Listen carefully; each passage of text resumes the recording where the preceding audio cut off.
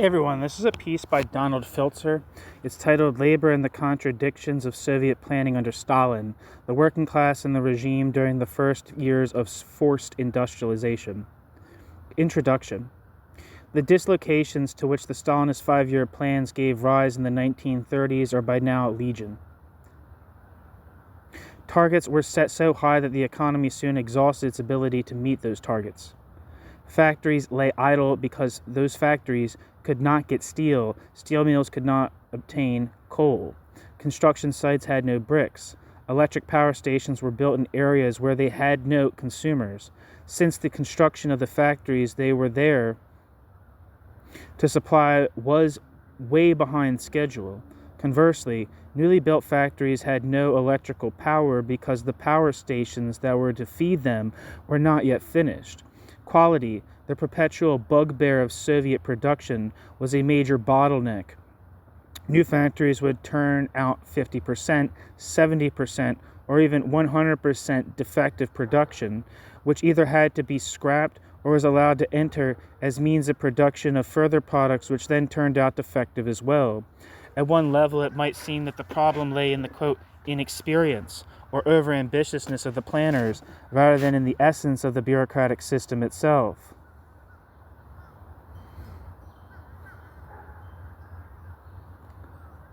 It looks like there's a footnote that I missed. It says, the research for this study was partially financed by grants from the American Council of Learned Societies and the Volkswagen Foundation. Sorry, just used to when I read words, German words, I try to pronounce them in the German way. But that seems weird to say Volkswagen that way. For helpful criticisms of an earlier draft, I should like to thank members of the Soviet Industrialization Seminar at the Center for Russian and East European Studies, University of Birmingham, in particular John Barber, R.W. Davies, Nick Lampert, David Mandel, and John Russell. Thanks are also due to Hillel Tickton, University of Glasgow, and Sandy Smith, Portsmouth Polytechnic, for their comments.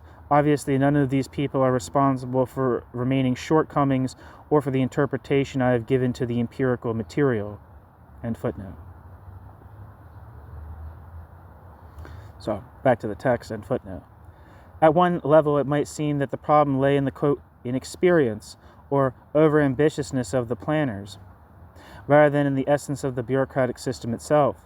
Indeed, the absurdities of the industrialization drive have been obvious to more than one contemporary observer, among them Preobrazhensky, the main theorist of the left opposition and a brief supporter of the five-year plan. Footnote. See D.A. Filtzer's introduction to E.A. Preobrazhensky, The Crisis of Soviet Industrialization, published in 1980. I should read that introduction, actually. And footnote. Rakovsky, another left opposition leader, then in internal exile. Footnote. See Christian Rakovsky's article, The Five-Year Plan in Crisis, published in Critique 13. End footnote. And the left Mensheviks, including Solomon Schwartz, Aaron Yegov, Fyodor Dan, and O. Domanevskaya, writing in the emigre journal Socialist Herald, or the Socialisticheski Vestnik. All of them recognize that instead of assessing existing capacities and projecting from there, the plan had set grotesquely unreal targets for such basic industries as coal and steel, and had developed a plan for other industries on the assumption that these targets could somehow be met. When it turned out that this was impossible, the resulting disproportions worked their way right through the system in the form of chronic shortages and breakdowns in production. Footnote. See in particular Rakovsky, The First Five-Year Plan in Crisis, pages 48 to 49, and the excellent article by O. Domanevskaya, Breakdowns on the Industrial Front, published in Socialisticheski Vestnik on the 15th of March, 1930. End footnote. The problem, however, was not simply one of inflated targets. The feverish pace at which the plan was carried out, the constant drive for, quote, tempos, to force each factory and each worker to produce as much as they could as quickly as possible, meant that coordination in quantity, quality, and time between all the interlinked parts of the economic organism became impossible. Some factories finished their, quote, 5-year plan in the 3rd year. Halfway through the first 5-year plan, the leadership declared that it would be fulfilled in 4 years, with far higher targets, Others would not, quote, fulfill their first 5-year plan until well into the second. If, as often happened, these factories were interlinked in the production process, it rendered the, quote, successes of the first set of enterprises almost useless, since no finished output could be assembled without the parts and materials needed from the second. Furthermore, faced with insufficient resources, the regime could underfulfill the regime's plan in 2 ways, each of which would produce a result drastically at odds with the other. Either it could build in toto as many factories as its resources would allow, say 70% of what had been planned, or it could build 70% of each targeted factory. In the first case, as Rakovsky and the Mensheviks pointed out, it would still have had a substantial number of new factories at the end of the process. In the second case, it would have de facto no factories, since 70% of a factory is not of much use, nor for that matter is half a machine, or a machine with no spare parts, no electricity to run it, no raw materials to work up, etc. In short, the plan has to be a total plan, by definition, over-fulfillment, at least in a society lacking substantial industrial reserves, such as the USSR, in one area has to mean, quote, under-fulfillment in the sectors that feed it. Footnote, this is the underlying cause of that peculiarly Soviet phenomenon, quote, incompleteness, where shops or factories concentrate on turning out certain components that are easiest to produce without assuring that all the parts are available actually to assemble a complete piece of equipment. Enterprises can mark up fabulous statistics for planned fulfillment while finished output remains well below target. For a discussion of how, quote, incompleteness grew out of the very nature of Stalinist industrialization, see footnote 75 below. End footnote. At enterprise level, factories dealt with the situation through the practice of, quote, storming, i.e. cramming in most of the month's production in the last 5 or 6 work days of the month because supplies did not arrive on time. However, the chaos was more pervasive, affecting every area of factory life. Goods and equipment rotted in warehouses because no one knew whom they were for or how to utilize them. Managers hoarded spare parts because of uncertainties of obtaining those spare parts when they might be needed, and they hoarded labor so as to have it on hand for storming. Breakdowns were common because of misuse of machinery, poor construction, and poor repair and maintenance. Product quality, though improving after the first rush of industrialization, remained persistently low relative to what the system required. The administrative apparatus in the repair sector swelled to the point where they jeopardized future expansion by putting strains on the supply of productive labor. All of these problems have become prominent features of the Soviet economy, yet all of them arose in the 1930s as the immediate consequences of Stalinist industrialization. The quantitative scale of dysfunction has, of course, changed, i.e. quality is better, productivity is higher, and labor turnover and infractions of discipline are much reduced compared to what they were in the 1930s. However, it would be wrong to see the problem as one of quantity. What has happened since the 30s is that the contradictions to which Stalinist industrialization gave rise have become permanent and reproducible parts of the system, and as such have become its imminent defining characteristics. Nowhere is this more evident than in the emerging elite's relation with the working class. Both the old working class formed in the period before the 1930s and the new, quote, working class, which took shape during it. The regime was forced to try and implement its policy in the face of hostility from both older workers and peasants. To negate this hostility and the refusal of the workforce to buckle to its demands, the regime had to break down the last remnants of the working class as a collective entity and create an atomized workforce whose members could relate to production only as individuals. What I shall argue, however, is that while this allowed the new elite to guarantee its own existence, it meant at the same time giving the individual worker and the individual plant manager, shop superintendent, or foreman for that matter, an extraordinary degree of control over the immediate production process, which even at the very beginning of industrialization manifested itself in high labor turnover, absenteeism, laxness at work, and general indifference to the results of production. Hence, inefficiency and poor quality had their roots at the most basic point of production, the individual worker. This, rather than planning, quote, errors or poor choices about, quote, tempos, is what formed the system. The regime could not, and cannot still, enforce even the most well-thought-out plans because it cannot compel those who implement its instructions to do so without distorting them to their own needs and interests. New section, Section 1, Labor Shortages and, quote, Labor Discipline. The 1930s saw the ability of the working class to function collectively, even as a class in itself, finally broken down and crushed. This process had already begun in the 1920s under NEP, as the working class was increasingly excluded from political life and demoralized by high unemployment. Footnote: it is important to understand that the process of demoralization and intimidation began long before the onslaught of the 5-year plans. Sybil Plogstedt, in her book on Soviet labor struggles from 1917 to 1933, shows that the number of workers participating in strikes fell drastically during the 1920s from 183,680 in 1921/22, parenthesis, over 1/6 of the industrial workforce, in parenthesis, and 154,278 in 1922/23, down to fewer than 50,000 in 1924, 20,100 in 1927, and only 8,900 for the first half of 1928. It's probably pronounced Sibylla Plogstedt. Arbeit, the book is titled Sibylla Plogstedt, Arbeitskampfe in der sowjetischen Industrie, 1917 to 1933.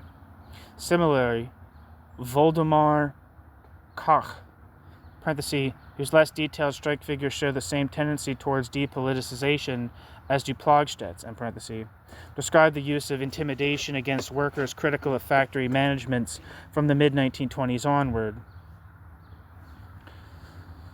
See Voldemar Koch, Die Bolschewistischen Gewerkschaften, published in Jena in 1932. For its scope and detail, especially considering that it was written so close to the events he was analyzing, Koch's book is an excellent source. End footnote.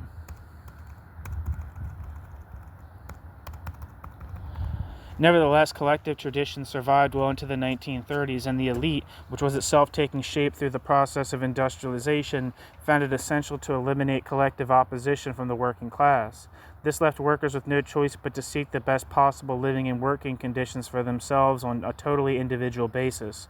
The immediate manifestations of this were high rates of labor turnover, a breakdown of, quote, discipline inside the factories, parenthesis, absenteeism, alcoholism, quote, hooliganism, etc., and parenthesis, and the appropriation of control over the individual work process.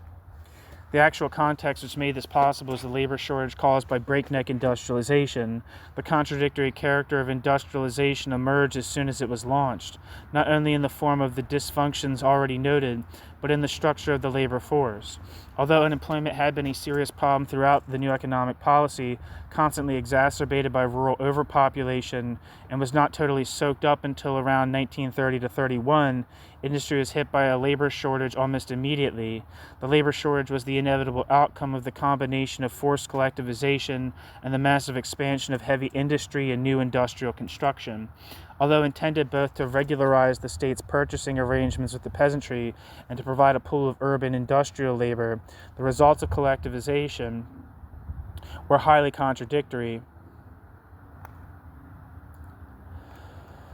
Peasant hostility caused the standard of living to plummet, which made control over the urban workforce ever more difficult. Furthermore, although collectivization drove millions of peasants off the land to become labor power for industry or prison camps in certain key industries, such as mining and construction, which had been dependent on seasonal labor from the countryside, the Otkhod, O-T-K-H-O-D,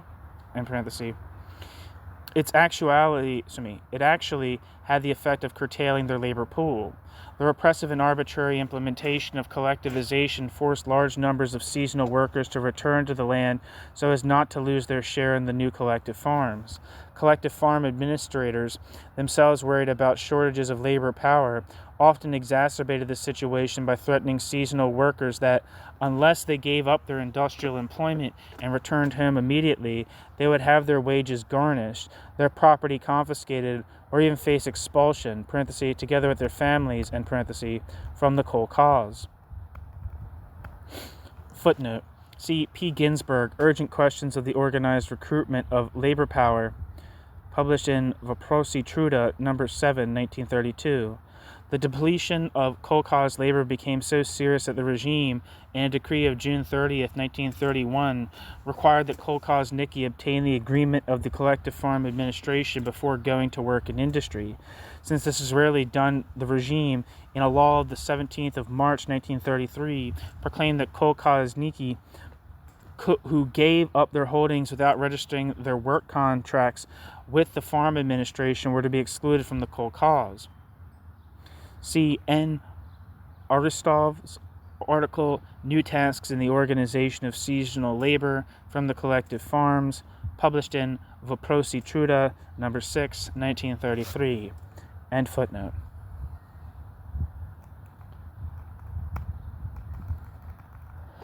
The effect of this on mining and construction, two of the most essential industries in a period of primary industrialization, was severe, and the labor shortages became a prime factor in their inability to meet their production targets. Alongside this change in the structure of the seasonal labor force, a change which made itself apparent as early as 1929, secular unemployment also began to fall with the rapid expansion of investment and factory workforces, and this led to a dire shortage of skilled workers. Footnote. See M. Romanov, The Outlook of the Labor Market in the USSR, published in Vопроsi Truda, 1930. End footnote.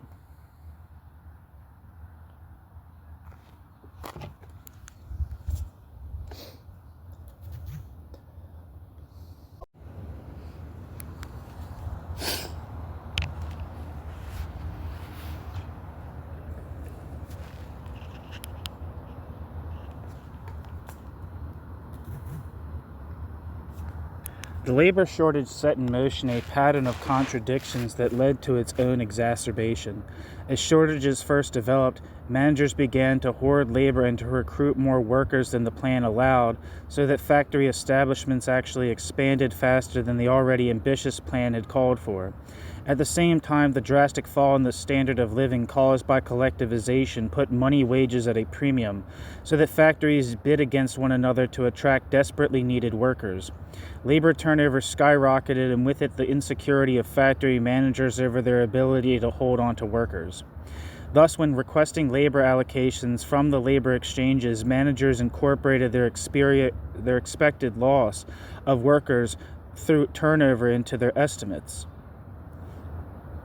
Footnote, see the article by I. Troitsky, Turnover of Labor Power and the Struggle Against It, published in Vопроsi Truda, 1931. End footnote. In effect, the end of unemployment created a seller's market.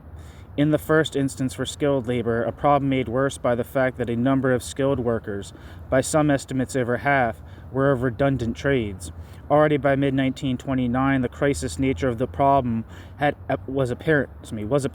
Quote, "We will not here enumerate all of the deficit trades, as there are too many," end quote, wrote one commentator. Quote, but merely turn our attention to the fact that the basic reserve of skilled labor power is already exhausted, It is necessary to keep in mind that to the extent that our industry will be going over to large-scale mechanization, there will be manifested a demand for skills that are completely unavailable in our market." End quote. S. Irosov, The Task of Supplying Industry with Labor Power, published in Vопроsi Truda, 1929. It is important to grasp the direct connection between the labor shortage, the scarcity and material deprivation caused by industrialization and collectivization, and labor turnover. The Soviet regime, both in the 30s and today, has always attributed the problem of, quote, labor discipline to the nature of the labor force and maintained that the primary, quote, offenders were peasants unfamiliar with the needs of industrial production. Yet at the same time, Soviet writers of the early 1930s, and even Stalin himself, were willing to give the lie to their own propaganda and to acknowledge that high turnover, which had already started to rise sharply in 1927 to 28, was initially most marked among skilled workers, and that it was a rational response to the workers' deteriorating situation. As managers bid up the price they were prepared to pay in order to attract workers, quite enormous wage disparities grew up between different industries, between different enterprises within the same industry or geographic region, and even with one and the same enterprise for one and the same trade. It was only logical that workers would respond to this situation and leave lower-paying jobs for better-paying jobs. It was the same with enterprises offering poor prospects for promotion, poor amenities, e.g. housing, creches, or dining rooms, or poor access to supplies of scarce foodstuffs and manufacturing goods, which were always better in Moscow and Leningrad. If you don't know, I didn't know this for a while, creches are daycares. There's a couple articles, there's a footnote. M. Makov, The Rise in Labor Turnover, 1929/1930, published in Vопроsi Truda, 1930. G. Datsuk, For the Better Employment of Labor Power in Production, published in Vопроsi Truda, 1931. This was even admitted as late as 1935. See V.S. Ilinsky's article, Labor Problems in Construction in 1934, published in 1935, See I. Reznikovsky, Labor Discipline in the Factories of Leningrad and Heavy Industry, published in Vопроsi Profdvizhenia in 1935. A letter to Socialist Herald describing the situation in late 1930, gave this description, quote, "Given the situation, workers and white-collar employees naturally are fleeing enterprises and institutions en masse. They're heading for or seeking out wherever they might receive more money, an extra 200 grams bread ration, or somewhat better housing conditions. This has created the famous, quote, turnover at enterprises and institutions, which has brought an increase in the innumerable, quote, hitches in various branches of industry and transport, iron and steel, coal, the railways, etc., end quote. Published January 1931. End footnote. The better labor economists, therefore, were absolutely clear about the fact that, however much the regime needed to brand job changers as, quote, self-seekers and, quote, antisocial as part of the ideological justification for its policy of repression, turnover was not a violation of, quote, labor discipline.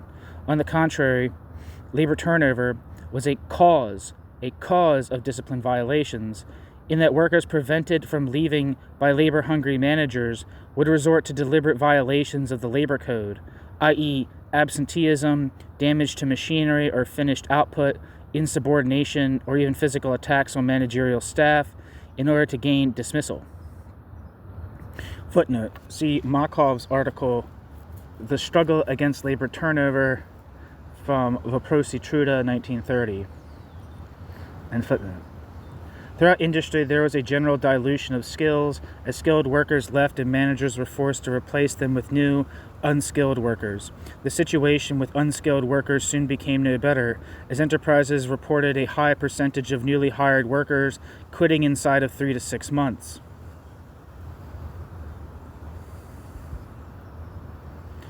Footnote.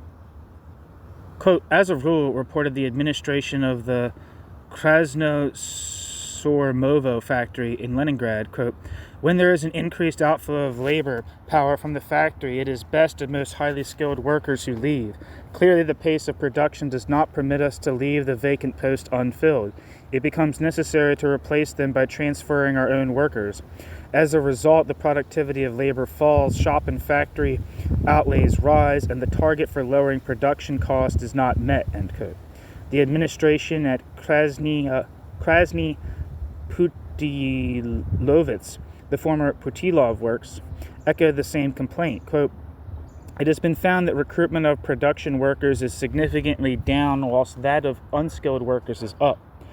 At present, the factory is making up its full complement of labor power by recruiting and taking on unskilled labor, who gradually settle in and assume the place of, quote, skilled workers, end quote. The picture was very much the same in transport and iron and steel. See, for example, S. Dahman's article, Labor Turnover in the Urals, published in Vопроsi Truda 1930, and D. Evrinov, The Struggle Against Turnover in Transport, published in 1931, and A. Moxon, Labor in Ferrous Metallurgy in 1931. C.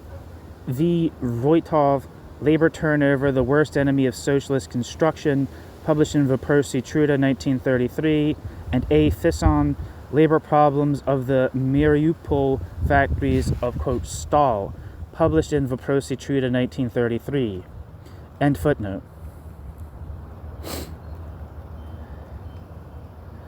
One major factory, the Petrovsky and Lenin Iron and Steel Works in Dnepropetrovsk, the average stay of a new recruit in 1931 was 4 months.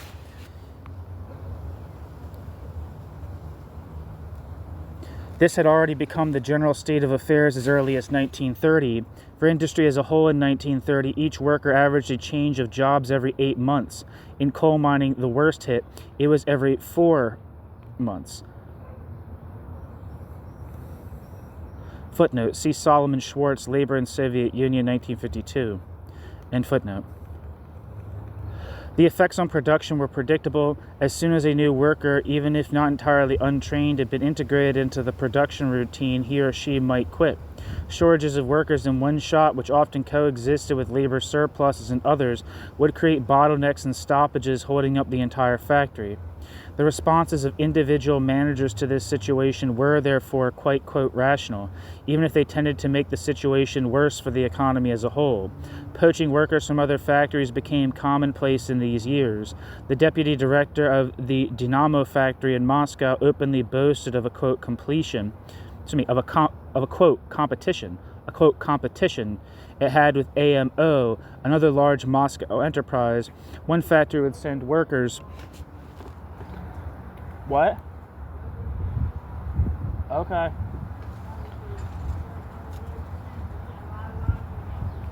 Yeah, it just wasn't coming dry.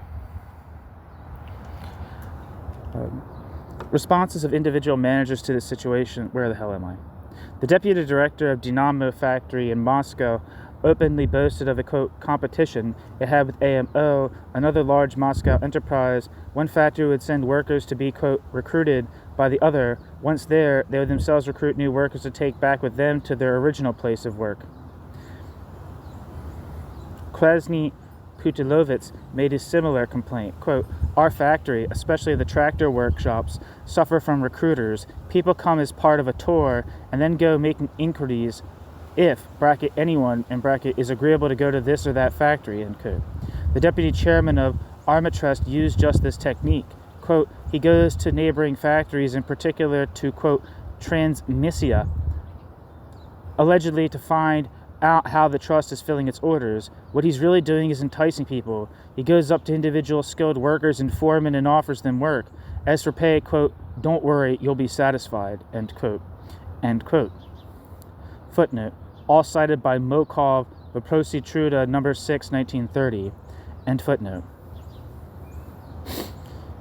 It was not enough, of course, just to recruit workers from elsewhere. Managers had to hold on to the workers they had. Like their counterparts on the collective farms, managers blocked even legitimate recruiters from new factories or construction sites, e.g. from the newly built steel, quote, giant at Magnitogorsk, refusing to allow them to put up recruitment notices, withholding details of what workers they had, or even driving recruiters out of the factories. Footnote. See Z. Sokolov, Guaranteeing Cadre Workers for Our Newly Built Giants, published in Vопроsi Truda No. 10, 1931. End footnote. On the whole, the entire system of so-called, quote, organized recruitment choked on its own inefficiency. Recruiters would make false promises to workers, offering prospects of clothing, education courses, scarce commodities, comfortable living quarters, ad infinitum. When the workers arrived to find they had been duped, they simply quit and returned home. Footnote. This, like most other problems with organized recruitment, remained true throughout the decade. For examples, during the early 1930s, see P. Petrovsky's article, Declare a Decisive Struggle Against, quote, Technical Hitches, end quote, Indecisiveness and Irresponsibility in the Coal Industry. Published in, and see also that article is from 1930, and also D. Ev Rynov, Guaranteeing Labor Power to Railroad Construction Servicing the Urals Kuznetsk Combine, published in 1931 in Vопроsi Truda. End footnote. On the whole, the entire system of so-called, quote, organized recruitment choked on its own inefficiency. Recruiters would make false promises to workers. Oh shit, I already read that part. Sorry. End footnote. It was not uncommon for enterprise or construction projects to lose new workers simply because they were so disorganized, having no jobs or proper living quarters ready for the workers when they arrived. Footnote. See Z. Sokolov, On the Paths of Reconstruction, published in Vопроsi Truda, 1931. Sokolov cites the example of a highly skilled fitter from the Krasny Putilovets factory in Leningrad, who was paid a 20,000 ruble bonus to work at the Avtostroy project. At first, Avtostroy could not house him, and finally found him a bunk in a barracks 8 kilometers from the site. When he reported to the head of the shop in which he was to work, he was told he had come at the wrong time and that he should go to the Stalingrad factory for training. When he explained that he was already a skilled worker and did not need any training, the head of the shop told him to take a holiday. The worker returned to Krasny Putilovets, where he was put on temporary work. End footnote.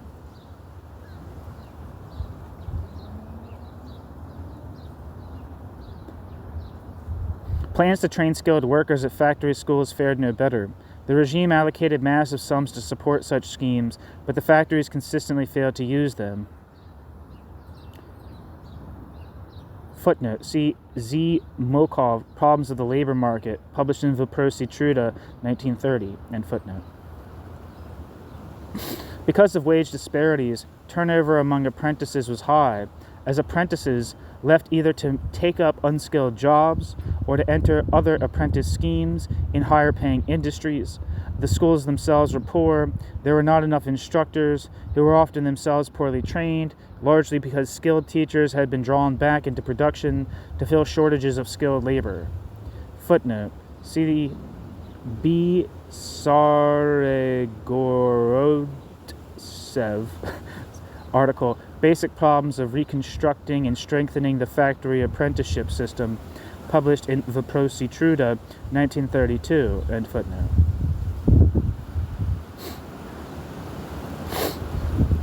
Finally, as we will discuss below, the labor shortage subverted the entire fabric of legal repression against job changers, truants, or, quote, disorganizers of production. This area, as much as any other, exemplifies just how far the labor shortage structured the whole pattern of manager-worker relations in Soviet industry. Managers knew that without workers they could not hope to meet their targets. A worker who worked badly, came late, took arbitrary days off, and was undisciplined was better than no worker at all. Workers knew this and took advantage of it, despite the fact that the labor laws of the 1930s managed to reduce incidences of job changing and truancy, which nonetheless remained high throughout the decade. Those who wished to evade them could do so, often by the most ingenious methods. Footnote: I have detailed the evolution of labor law in the 1930s and the various methods by which managers and workers were able to evade legal restrictions on workers' behavior in the article, The Response of Workers, Managers, and the Legal Apparatus to the Draconian Labor Laws of December 1938 and 1940, which is an unpublished discussion paper, Center for Russian and East European Studies, University of Birmingham. End footnote. More generally, the labor shortage forced managers to accord the individual worker an enormous degree of control over the work process. During the first 5-year plan, the pattern was for managers to increase the pressure on their workers through higher, quote, tempos, speed up and piece rate reductions, this being the only way that managers could try and establish some form of control and protect their position. Yet once the system had achieved a degree of stabilization and the pressures of the early years eased, managers found that, to meet their targets and thereby be, quote, successful, they had to reach accommodation with their workforces by making concessions over discipline, work speeds, output quotas, wages, and quality. The development of this, quote, second phase in the evolution of Soviet production relations is discussed briefly at the end of this article.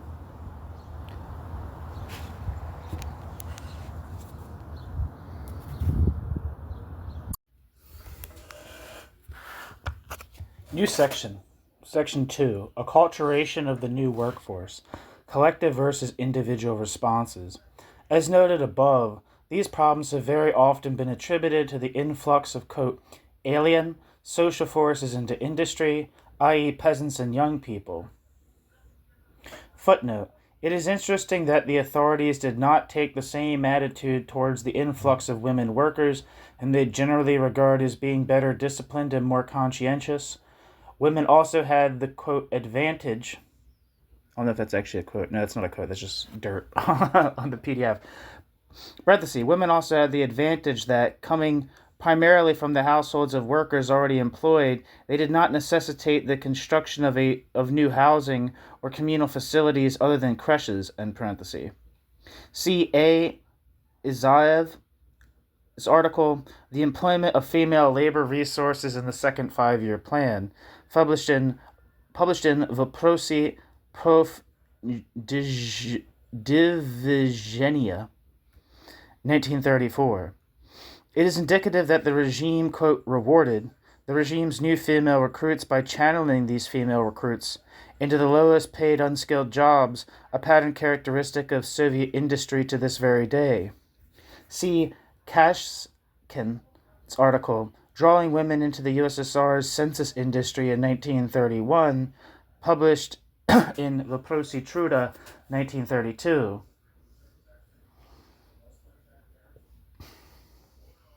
See also B. Marsheva, The Application of Female Labor in Heavy Engineering, published in Voprosi Truda, 1932. G. Datsuk and A. Margolin's article on certain questions of the balance of labor in the North Caucasian Krai, published in Voprosi Truda, 1932. S. Trubnikov, Female Labor in the Industry of the Lower Volga Krai, published in Voprosi Truda, 1932. End footnote.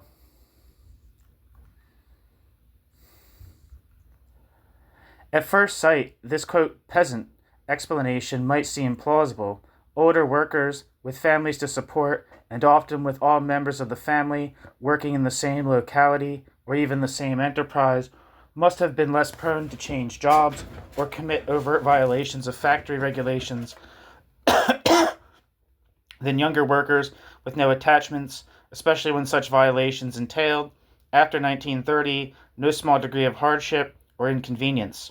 The same would also logically apply to the slack use of work time, the other great preoccupation of the Soviet regime. Peasants, unused to industrial production, could be expected to take a more careless attitude towards staying at their machinery, use of equipment, product quality, and the like. Yet even empirically, the Soviet explanation is false. It was older, skilled, experienced workers who first displayed an individualized response to industrialization. There is, however, a more fundamental reason for rejecting the, quote, peasant theory. It is ahistorical and an apologia for the Stalinist system, not the least for the barbarities of forced collectivization. Even were it true that the poor use of the working day complained of in the 1930s arose at least partly out of the peasantry's indifference towards production, the fact remains that this attitude has been reproduced among Soviet workers to the present day. In short, attitudes which have been attributed to the peasant origins of the Soviet worker have become part of Soviet industrial culture. What is more, we also see the same problem in Eastern Europe, where workers have not always been drawn from the countryside, and where the working class has quite different traditions. The question of tradition here is all important. The Soviet version, which is worth dwelling on at length because it has had such an influence on Western observers, treats the acculturation of the new workforce abstractly, as if those newly drawn into production were inanimate objects entering a void. They were not. The peasants were thinking beings with a concrete past, through which they observed their new surroundings and developed their own attitudes and forms of behavior. If the vast majority of peasants approached their new roles as workers with little enthusiasm, this is only partly due to their lack of familiarity with the industrial regime. Far more important was the demoralization inflicted on them by the traumatic experience of forced collectivization. It would be impossible to overestimate the effect of collectivization on shaping the peasants' acculturation to industrial life. Subjected to the indescribable brutalities, starvation and forcible uprooting from their lands, their families, and all remnants of social stability, they entered the factories dazed by the experience, demoralized and hostile to the Soviet authorities. At the same time, however, they found in the factories a very definite industrial culture already present, an industrial culture which they could, and sometimes did, adopt as their own. Thus it was in no way predetermined that Soviet workers would respond to industrialization individualistically. Through high turnover, absenteeism, alcoholism, lax use of work time, etc., such behavior had very definite historical preconditions, namely the prior and continuing demoralization of the working population, both old and new, and the shutting off of alternative means of collective struggle. In this regard, the Soviet Union was not like other industrializing societies. The very nature of the USSR's combined and uneven development meant that industrialization took place where there already existed a working class with certain traditions of collective action and struggle. Thus the pattern of workers' responses to the pressures coming from the regime was, in these early years, highly mixed. By the middle and late 1920s, older workers were already responding in a depoliticized, individual manner to their position within the workplace in the form of high turnover, absenteeism, etc. New workers responded in a similar individual way, i.e. turnover, truancy, and a general lack of decorum at work. But alongside these types of behavior existed collective forms of action which, though carried out mainly by older workers, in places also affected new workers who had come into contact with the older working class and had learned these forms of struggle from it. It was absolutely essential for the regime to crush this tradition of collective struggle, to wipe it out completely, in order to gain control over the industrial and political situation. But once the process of atomization had been completed and had become the universal lot of the Soviet workers, their relationship towards production, which we can witness from the mid-1930s to the present, took the form of strictly individualized behavior, since by then no other means of action were available. To understand this process, it is essential to look at the forms of collective struggle workers waged in the 1930s and the way in which the regime responded. New section, Section 3, Strikes and Collective Protests.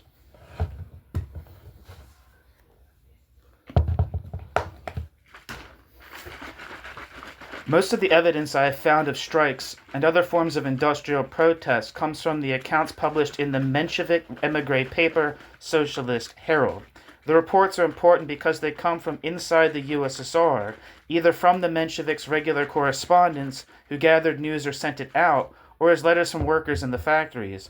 The Menshevik account can give us only a qualitative understanding of what was taking place, since one cannot judge from them the frequency of such protests. Their veracity is confirmed indirectly by a secret police report in the Smolensk archives, to be mentioned below, and from the accounts of foreign workers and specialists who, although making rare mention of organized protest, nevertheless give descriptions of worker attitudes and working and living conditions virtually identical to those reported in Socialist Herald.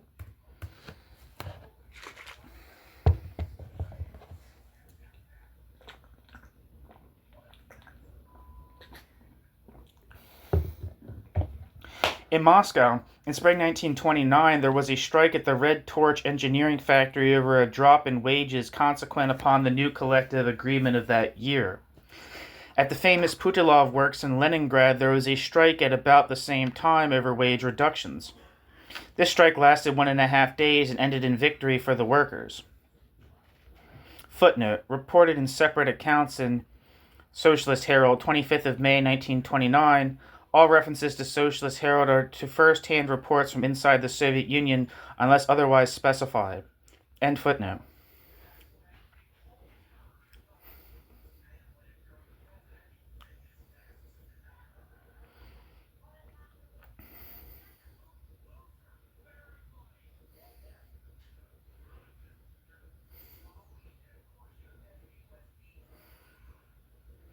Also in 1929, strikes were reported in the Sormovsky district of Gorky and in Orekhovo-Zhuevo over the worsening food situation and reductions in wages.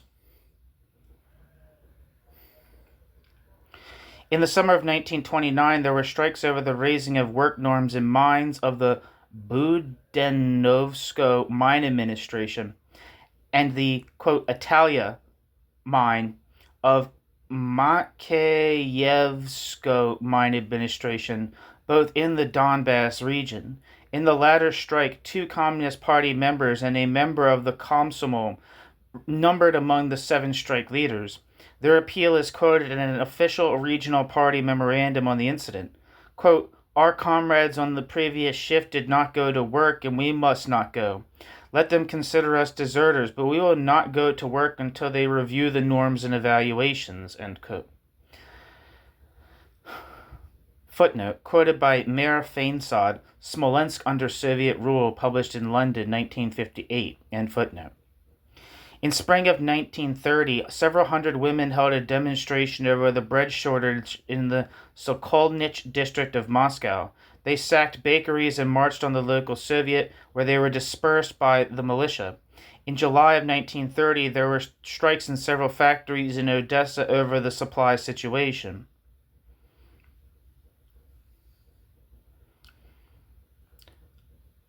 Two subsequent reports in Socialist Herald of what must have been the same Odessa protest gave more detail. Workers at the Jenna factory, mainly women, held a demonstration over the poor supply situation. They were joined by workers from other factories. At the head of the procession, they carried a portrait of Lenin. The demonstration was broken up by the militia, who put dozens in hospital. In response, the textile workers went back and damaged their machinery. The authorities responded by deporting 18 male, quote, instigators to the north, which only exacerbated the anger of the Odessa workers, who demanded the return of the exiles. The reports do not state whether the workers won this last demand.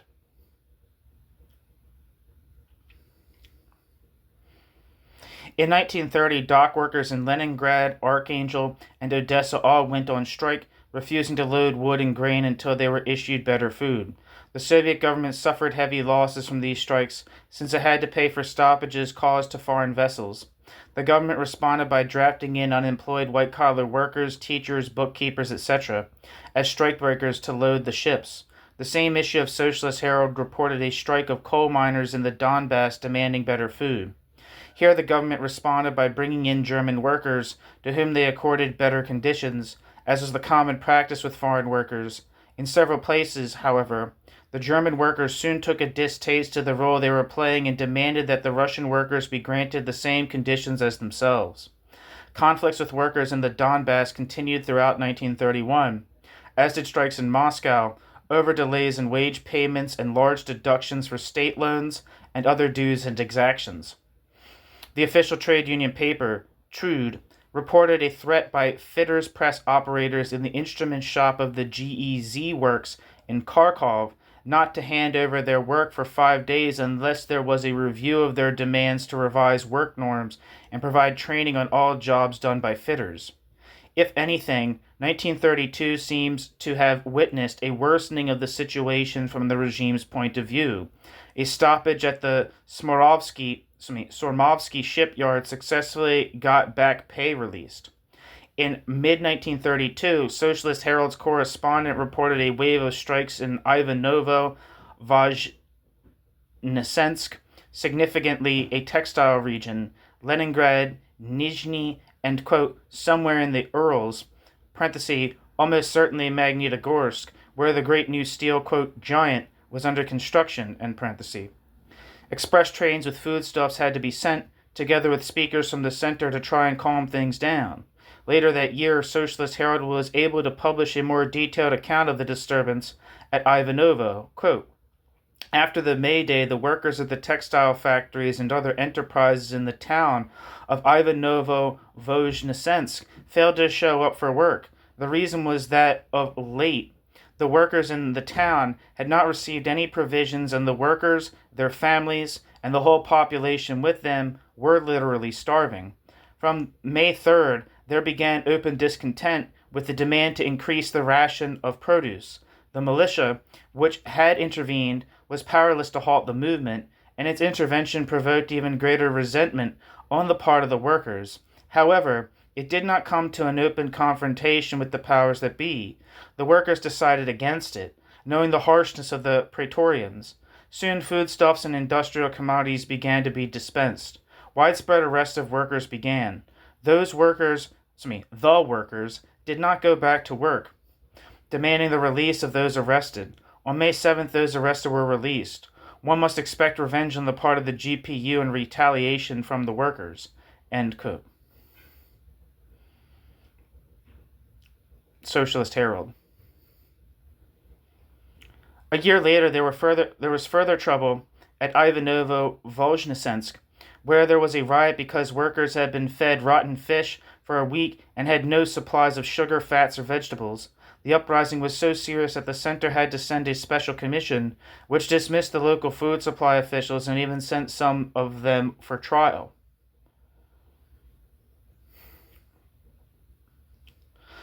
A gauge of how serious the regime viewed the threat of industrial action is a protest at the Putilov works in late 1932 over the absence of tobacco. Kirov himself had to come to speak to the workers. In an article in the same issue of Socialist Herald, it was reported that wives working in Class A enterprises, those receiving preferential supply, were demanding that their husbands and children, as well as those doing their domestic work, be tied to the factory supply system, just as the wives and children of male workers were. Members of workers' families were also demanding the right to use the dining rooms of these first-category enterprises. At several factories in Moscow, workers downed tools over the food situation. At many factories, workers were simply not showing up for work. As today, the regime adopted a policy of dealing selectively with these disturbances. The Putilov works, for instance, continued to be a problem point, and the workers at times were able to extract concessions. Quote, there have recently been workers' risings in the Ukraine, Donbass, the Gorky region, in Leningrad, and in Moscow itself. In the majority of cases, they arise out of the difficult food situation. However, there have been several conflicts to do with failures in the electricity supply or shortages of raw materials. The new system of supply, which made directors directly responsible for supply in their plants, makes the workers directly feel the impact of any stoppage or slowdown in the enterprise's work. There have been cases where the initiators of conflicts have turned out to be shock workers. The forms of conflict are highly diverse. In December 1932, at the Putilov factory in Leningrad, there were very serious workers' risings over the new instruction on supplies through the ORS's Departments of Workers' Supply, which gave a very narrow interpretation of who constitutes a worker's dependence.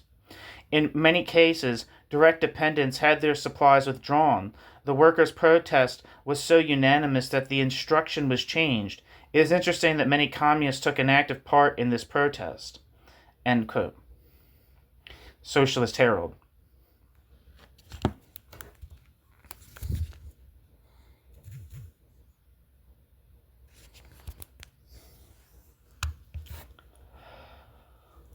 In the localities, as the reports already cited have indicated, the regime was quite prepared to round up, quote, ringleaders and deal with them. By 1933, this was even true at the Putilov works.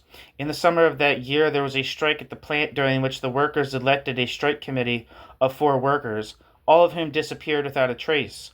Similarly, in Minsk, women workers at an unarmed factory struck over the issue of bread. The, quote, ringleaders were duly rounded up and taken off by the GPU. Nor was the regime adverse to using strike breaking. In the Ukraine, the authorities broke a strike of beet gatherers by mobilizing school children under the guise of having them help with the harvest. Similarly, when peat diggers in Belarusia struck after food poisoning allegedly killed 200 people, the authorities sent school children, led by their teachers, to replace them. Footnote. Reports from G. Lang, a journalist for the American Yiddish-language Social Democratic newspaper Vorwärts. In Socialist Herald, 10th of October 1933 and 25th of October 1933, the figure of 200 deaths was recounted to Lang after the incident allegedly had taken place. End footnote. 1934 marks the last major strike actions reported in Socialist Herald, and we can assume that collective protests, already becoming increasingly infrequent, had more or less died out as significant forms of working-class resistance by the mid-1930s. At the end of February 1934, a strike broke out in Stalingrad over delays in paying wages and the poor quality of food in the workers' dining rooms. Although the local GPU arrested the, quote, instigators, the strike was only ended when they paid out the wages and improved the food. Those arrested were not released and sent to the Verkhnuralsk isolator. According to the same report, quote, in the Urals and the Donbass during April and May 1934, there were a number of incidents of workers' risings over cuts in piece rates and refusals to give the workers full pay for stoppages that were not their fault. The administration made reference to the fact that it was acting on orders from central authorities.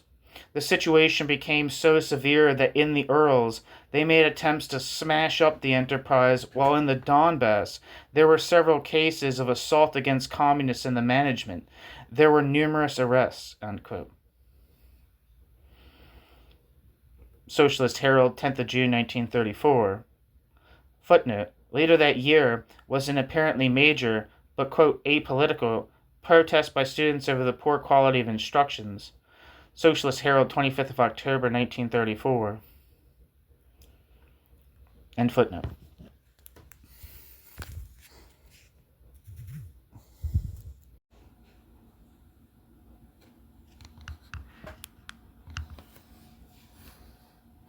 We can therefore conclude that strikes and mass protests continued to be an important weapon of working class action up to the first years of the second 5-year plan.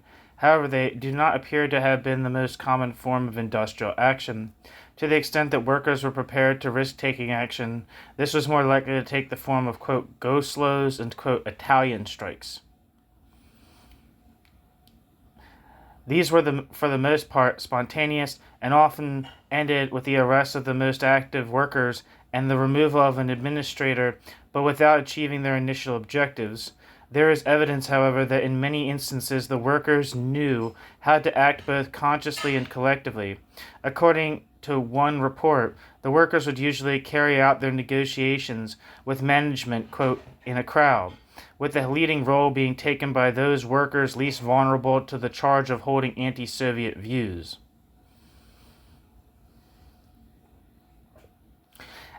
At the Clara-Setkin stocking and knitwear factory in Vitebsk in late 1929 or early 1930, the women, quote, deliberately reduced their productivity, unquote, when put on an intensified 4-shift, 6-hour-day system without getting an upward revision in piece rates to compensate for reduced earnings.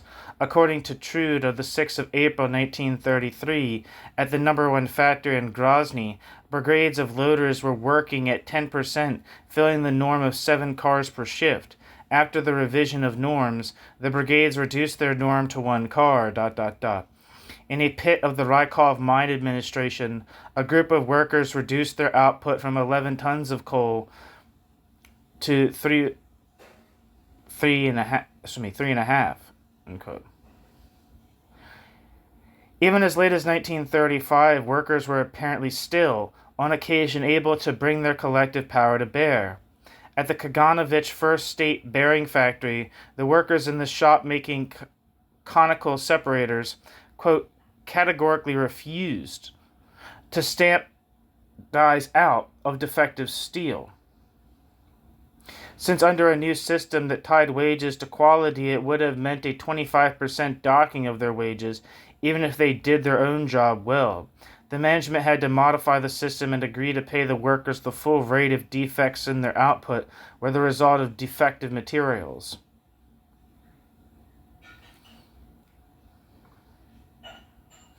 Footnote: see A. Polonsky and P. Smirnov, the first steps in the excellent movement at the Kaganovich First State Bearing Factory, published in Voprosi Prof. Divizhenia, 1935. It was common for workers to seize hold of an official campaign and turn it to their own ends. During the, quote, Wreckers trial of 1930, the workers at a Moscow textile factory learned that their spinning shop was to be shut down. When factory and trade union officials tried to calm their protest, the workers responded by accusing them of, quote, wrecking and plotting with the enemies of Soviet power, and demanded they be carted off by the GPU. The protest ended with 12 arrests, all men, although most of the workers were women. Socialist Herald, 20th of December 1930. End footnote. An important feature of these reports is that they show that collective action was not exclusively confined to older workers. Shock workers, Communist Party activists, and on occasion Komsomols often took leading roles, and young workers would have represented a high percentage of all these groups, especially the shock workers. A letter in the Socialist Herald in July 1931 identified three major groupings within the highly heterogeneous industrial workforce. 1. Seasonal labor, often ex-kulaks of those fleeing collectivization, who were very poorly paid and often responded by slacking. They were not, however, in general a class-conscious element. 2. Youth, who occupied a contradictory position. They made up the majority of shock workers, but were also the most militant group, and it was usually they who led the strikes. 3. Older workers who had entered production before the revolution or before the 5-year plan. They, too, were a contradictory group because they would speak out at meetings and production conferences and express the most conscious opposition to the, quote, Bolsheviks, but were passive when it came to taking any action. It is interesting that this report also claims that the shock work campaigns, with their pressure on wages, longer working day, and speed up, were driving this group from the factories, an important point that we will consider later on. New section, Section 4, Atomization and Planning. It would be wrong to assume from these reports that the situation in the factories is one of unbridled militancy. It is significant that most of the reports in Socialist Herald, for instance, associate the predilection for slowdowns rather than open strikes as a sign of the gradual depoliticization of the working class. This depoliticization had a number of manifestations: growing cynicism of older workers, parenthesis, quote, to hell with wage rates, wage scales, the 7-hour day, labor protection, we're working as in wartime and yet there's no war, end quote. Footnote, see Socialist Herald, 30th of December 1931. Physical and emotional exhaustion brought on by the sheer struggle for survival and intimidation. In such a situation, the, quote, symptoms soon become indistinguishable from the causes. For once workers were convinced that individual action was all that was possible, this determined both the goals that workers set and the way they went about achieving them. Given the labor shortage and the difficulties of organizing collectively, it was far more natural for individual workers or groups of workers simply to threaten the boss with quitting and going elsewhere than to strike. Footnote, see Z. Mordkovich or Mokov article, Incentives and Restrictions in the General System of Measures of Combating Turnover. See also Zilberboard, Dobzhinsky, and Kochetovskaya, Selman's article, for the rapid realization on new construction projects of Comrade Stalin's second instruction, published in Vопроsi Truda 1932, end footnote. Nevertheless, the existence of organized protest shows that the atomization of the working population and the individualistic forms of expressing resentment to which it gave rise did not come about spontaneously, but had to be created. This in turn required the complete annihilation of those traditions of organized militancy that had survived the years of demoralization under NEP. This is not to imply that the peasants who entered factories were experienced workers, were already working in all cases, became industrial militants. There is ample evidence to show that older workers often shunned contact with the new recruits. Footnote: Petrovsky gives one such example at the Petrovsky mine in the northern Caucasus, where a group of recruits from a kolkhoz quit because of ill treatment by workers and management. They were sent directly down the mine without prior instruction and were subject to derision by older workers, so much so that they were able to receive their meals only with the help of the militia. End footnote. However, strikes at Magnitogorsk and elsewhere in the Urals must necessarily have involved large numbers of peasants. Nor shall we forget that the peasantry had its own forms of collective solidarity, which would have remained intact as coherent groups from a single village entered work at the same enterprise. Footnote: I am grateful to René Bierman, Institute of Soviet and East European Studies, University of Glasgow, for drawing this point to my attention. End footnote. The regime thus found itself faced with two different problems in restoring industrial order. It had to crush this tradition of organized collective action, and it had to cope with the spontaneous turnover, absenteeism, and general disruption of industrial, quote, discipline that was making it impossible for enterprises to attain their established targets. Here it found itself in a contradiction.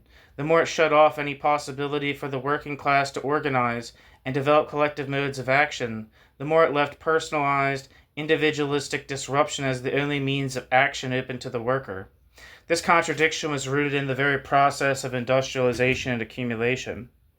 The effect of collectivization had been to create a situation of desperate scarcity, an effect the regime had certainly not intended. Footnote: as early as 1930, Aaron Yugov made the perceptive observation that collectivization, far from being a source of accumulation, had turned into a drain on the nation's resources. Whereas in the first year of the 5-year plan, some 3 billion rubles had been taken out of agriculture, in the second year better than 2 billion had to be pumped back into it to finance collective farm investment. The plan had not anticipated this expenditure and was severely disrupted by it. See some results of the 5-year plan, published in Socialist Herald, 8th of November 1930. End footnote. The sharp decline in urban living standards that this caused, although it accelerated the process of breaking down the working class's collective cohesion, acted to exacerbate the problem of labor turnover. So too did the feverish pace of industrialization, not simply because it meant that accumulation had to take place at the expense of providing proper amenities, the absence of proper quarters and decent food at the factories, construction sites, and mines, which prompted workers to leave to look for a better deal elsewhere, but because it put a sudden end to unemployment and placed the labor in a peculiar sort of seller's market. With the coercion of unemployment and possible starvation attenuated, one could still go hungry, but not because anyone was going to fire you. The individual worker lost any compulsion to obey regulations, work overly hard, or even come to work. Infractions would either be ignored by managers or, if not, and the worker was dismissed, a new job would be waiting elsewhere. There therefore developed a complex network of relations between workers and managers. On the one hand, managers were desperate not to lose workers. Managers would refuse to sack workers who violated discipline and were even afraid to allow workers to take their legitimate leave time for fear they might not return. Fears that were perfectly justified, often the workers did not.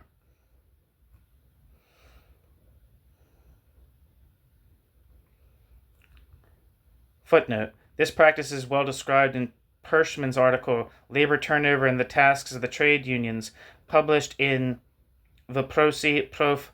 Divisienia, 1933. A first-hand description appears in Socialist Herald, 8th of November, 1930. End footnote.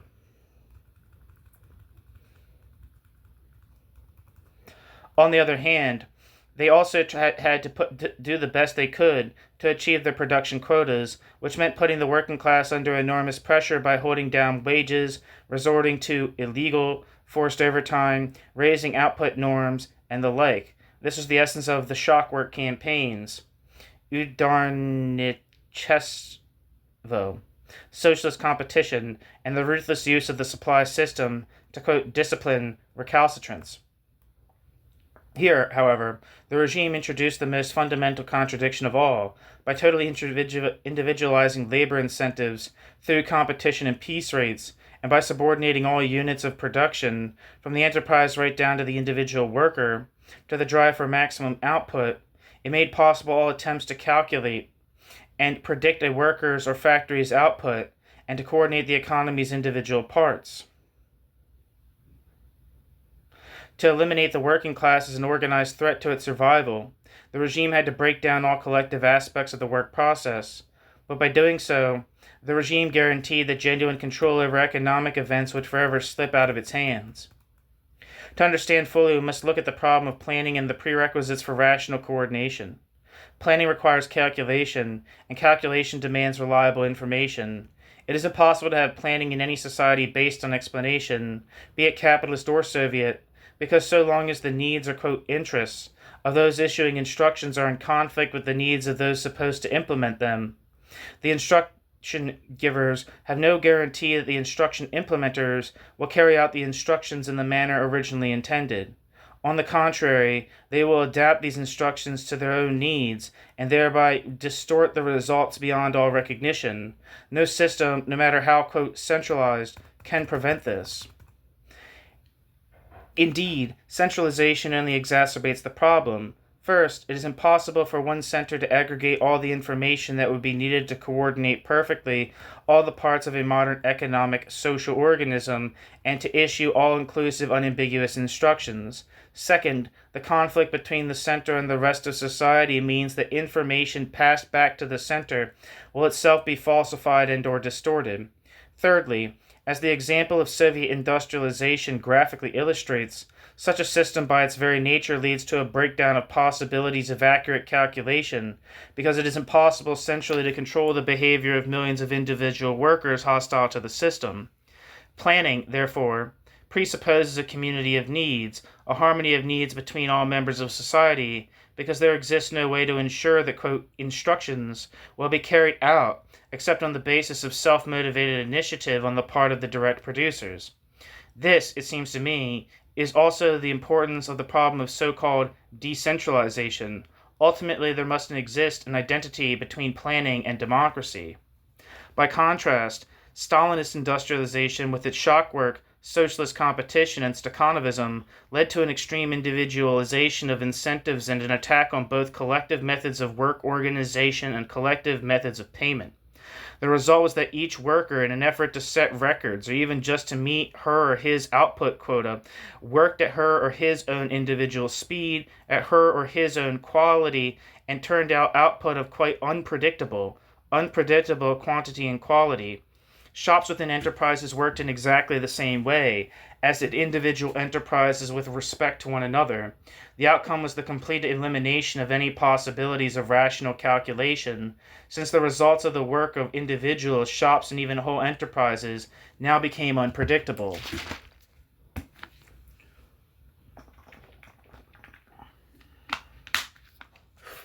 The result was the extreme concretization of labor, not in the progressive sense that Marx posed, with collective social labor being made up of the concrete labors of the members of society who share a common purpose and apply their labor to specific uses, but in the totally negative sense of atomized, alienated workers appropriating control over the work process and thereby denying those in nominal control over production, (and in real real control over the state apparatus, end parenthesis, the possibility of exercising their control in an organized and predictable manner.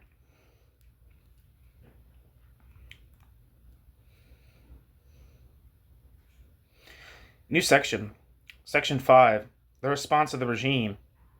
In the early 30s, it was absolutely essential for the regime to deal with the problem of collective resistance.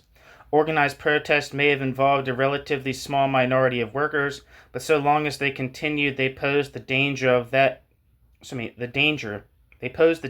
other, previously uninvolved workers would also learn to organize. The recent events in Poland show how rapidly isolated strikes can spread into a society-wide movement. The regime dealt with the problem of collective action by the working class through a combination of factors, the most important of which were 1. Direct coercion, 2. Individualized work incentives, enforcing working class families to give the fight for survival preeminence over collective solutions. 3.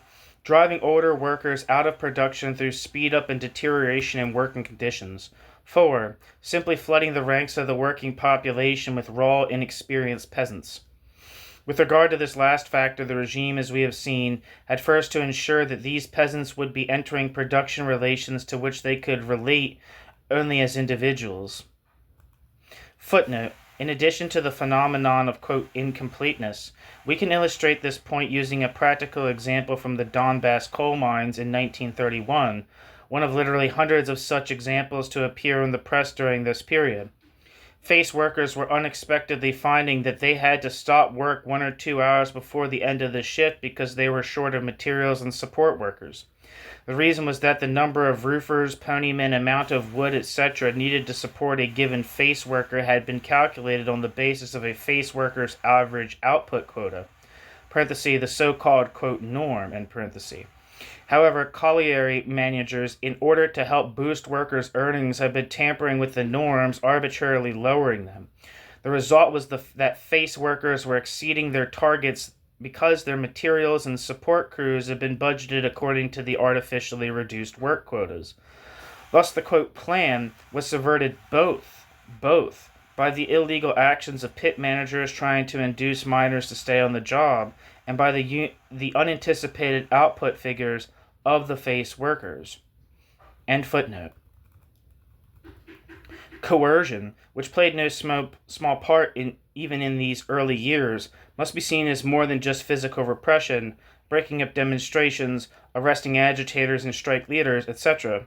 Equally important, the regime simply wore the workers down at factory level. Meetings at factory trade union committees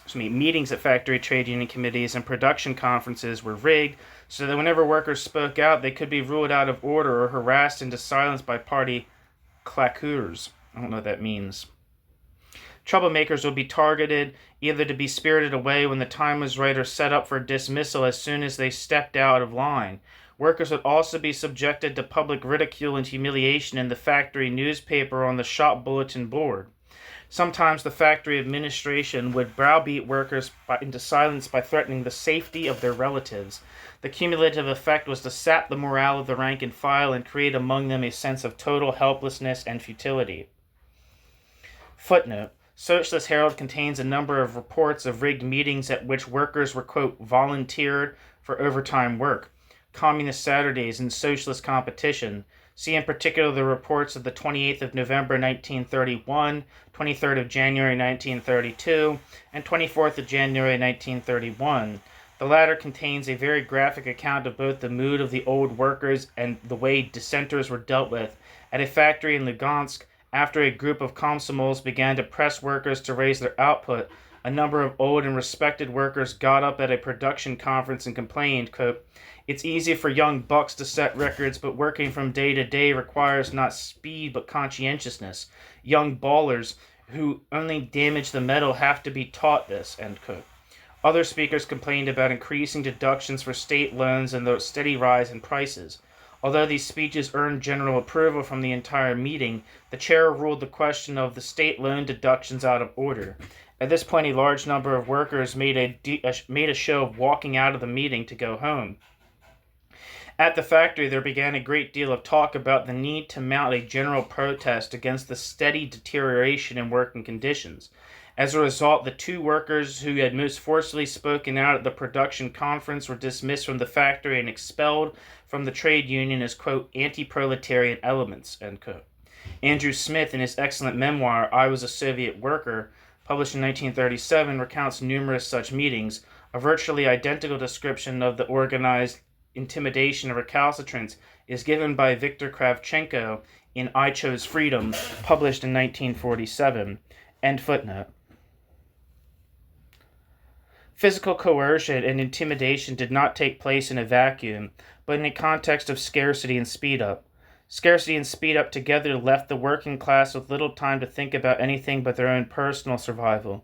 A discussion of the decline of workers' living standards would itself require a major study, and only the briefest outline can be given here. Virtually all Western and most Soviet sources estimate that real wages fell by roughly 50% from 1928 to 1934. Footnote. See Solomon Schwartz, Labor in the Soviet Union. Schwartz estimates that nominal wages and salaries rose by about 66% for the economy as a whole and about 33% in industry between 1928 and 1931, while prices in the same period rose by 150 to 200%, thus implying a fall in real wages roughly on the order of 50%. A comparison of Western and Soviet estimates of the fall in living standards is given in John Barber's article, The Standard of Living of Soviet Industrial Workers, 1928 to 1941, unpublished seminar paper, Center for Russian and East European Studies, University of Birmingham. I am grateful to Dr. Barber for permission to cite this paper. End footnote. However, such quantitative estimates fail to convey the real extent of the destitution. Up to 1934, workers obtained their provisions from four basic sources: rationing, cooperative shops, enterprise shops, which eventually supplanted the cooperatives, and the free market. As the disasters of collectivization made themselves felt, supplies in the state stores progressively shrank, and workers had to turn instead to the free market, where prices skyrocketed. Footnote. See the article by M. Chernyavsky,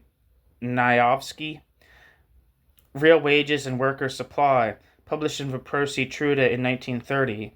This is one of the last open discussions on the fall in living standards to appear in the Soviet press.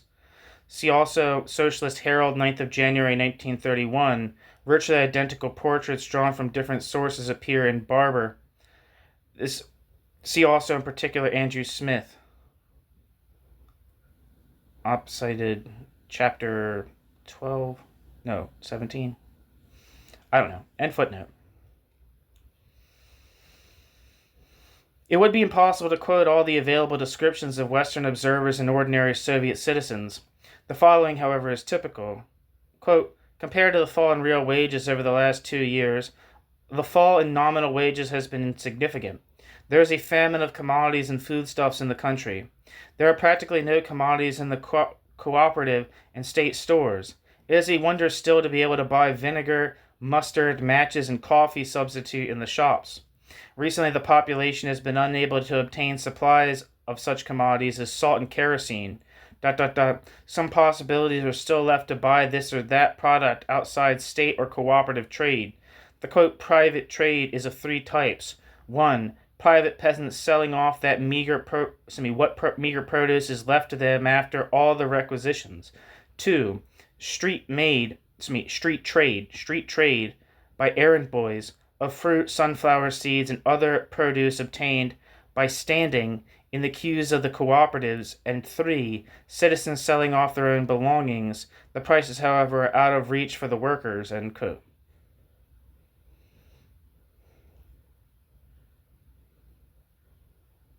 Socialist Herald. Even in 1934, when the worst of the famine was over and supplies were tangibly improving, Socialist Herald carried the following report of an American observer. Quote, nevertheless, the standard of living of the mass of the workers and employees is depressingly low. Very often the only thing they get on standard supply at a comparatively low price is bread. Virtually everything else they have to buy in the state commercial shops. At the Petrovsky factory, the workers get a reduced bread ration and nothing else. Even the ration cards for herring, groats, and sugar remain unused. At the huge locomotive construction factory in Kharkov, the workers in September still had not received their sugar for August. In Dnepropetrovsk,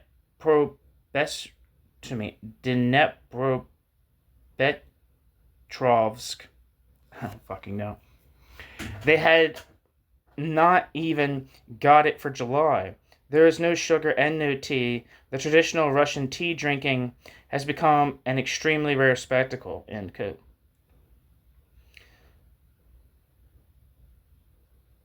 Socialist Herald, 10th of October 1934. Report from Mark Kinoy of Vorwärts. End footnote. Not Vorwärts of Social Democratic fame. The Yiddish newspaper they were talking about earlier? Anyway, end footnote. In typical Soviet fashion, the situation was exacerbated by the inherent inefficiency of the system, e.g. delays in transport and disorganization in the cooperatives, both of which caused already scarce goods to rot or go astray.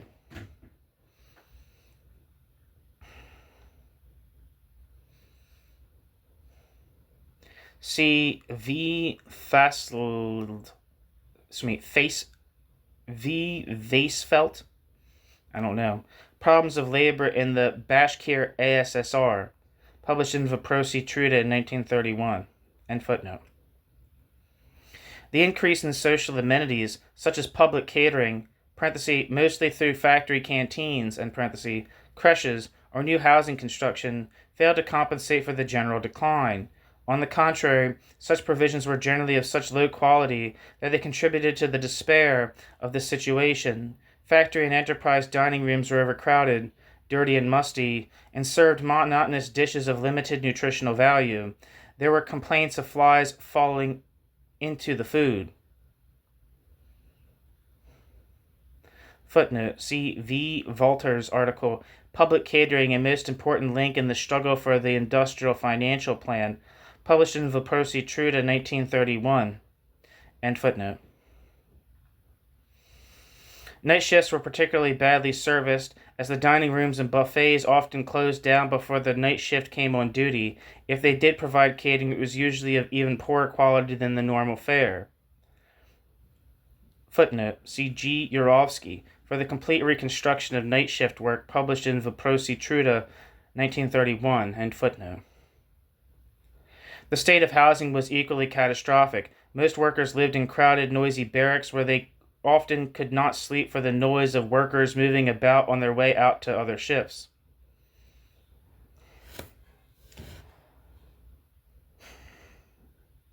Footnote. A. Vinnikov, First Results and Prospects of Implementing the 7-Hour Working Day, published in 1929. End footnote. The official press constantly complained that enterprise heads were failing to use their housing funds properly or diverting them to other purposes. Even where new construction was carried out, it was faulty and inadequate. Houses and dormitories were dirty and cold. Medical facilities were lacking. Electrical lighting was poor, and the apartments unsanitary. In Magnitogorsk, just one among many examples in the official press, in 1934 to 35, the barracks were often without plaster, had broken glass strewn about, bed bugs, and were generally filthy. No disinfectant had been delivered for 2 years. Toilets in certain sections did not work, and there was rubbish everywhere. The same applied to communal facilities, such as infirmaries, schools, and creches, which often did not have proper sewage and plumbing. Footnote. See Lifshitz and Abramov's article, For the Intelligent Use of the Housing Fund in Heavy Industry, fund published in Vопроsi Prof. Divisionenia in 1935.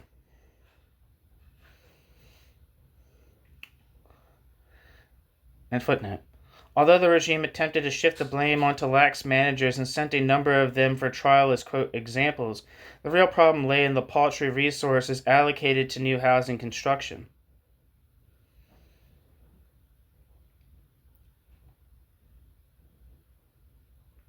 The regime quite blatantly used the food shortage to try to squeeze more work out of the workers.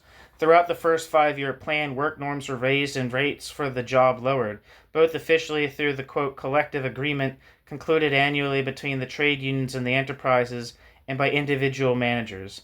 The main vehicle for this speed up were the shock work campaigns and so-called, quote, socialist competition.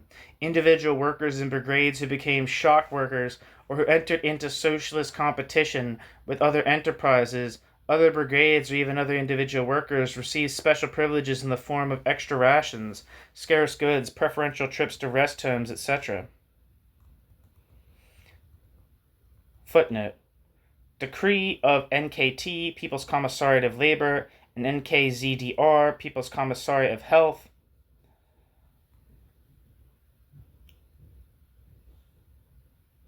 In Moscow's Oblast, during the last 3 months of 1930, shock workers received the following goods and privileges in accordance with these decrees: 925 rest home passes, 6,200 quilts, 750 women's coats, 2,050 men's suits, 3,050 pairs of trousers, 550,000 rubles worth of textiles, 13,000 meters of imported fabric, 60 men's coats, 125 watches, and 1 million rubles worth of various manufactured goods. End footnote.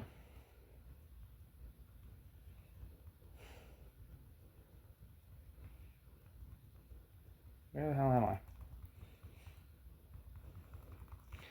One became a shock worker by, quote, volunteering for extra work. Overtime is technically illegal. By working, quote, communist Saturdays to help gather crops on nearby collective farms, by voluntarily raising one's work norms, and by overfulfilling production targets. In effect, the shock workers became isolated into a privileged stratum, and their achievements were used to push ordinary workers into raising their work effort. Thus, for example, in the peat industry of Belarusia in 1932, workers' output norms were set so that only the shock workers could meet them. All other workers were meeting their norms by only 75%, and therefore failed to earn even the basic wage. Footnote. See Gorgliad and Malinin's article on the reasons for non-fulfillment of the plan in the peat industry of the BSSR during the season of 1932, published in Vопроsi Truda 1933. End footnote.